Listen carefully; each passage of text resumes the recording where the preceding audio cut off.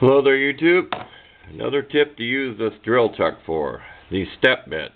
If you have a piece of metal and the hole's not quite the way it is, needs to be deburred, this works really good to ream it out. Works real good there. And another little tip,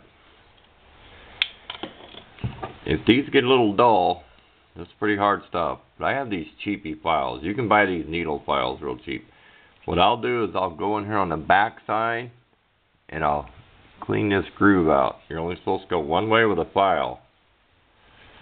But I'll clean this groove out here and take the burrs off.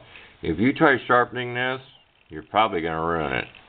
And these files and this type of metal, these are pretty good for cheap bits. Get them in a little kit at Harbor Freight. But if you go on the back side and file with a pretty good file, and you take those sharp burrs off, you'll get a little more life out of these. But you're really not going to sharpen that edge unless you have a real good file and you're real good at it. But just taking the burrs off will give it some more life to that. It's kind of hard to see there. Get the burrs on this side. You're taking the burr off this side. If you tried sharpening this, if you have a good enough file, I wouldn't put on a grainer or nothing. If you have a good enough file, you might sharpen it. But just to get those burrs off of there on either side. I'm trying to get this to focus here. The burr on the back side, because your file will fit down this groove. Even triangle file would be better. If you had your big triangle file, triangle shape would even be better.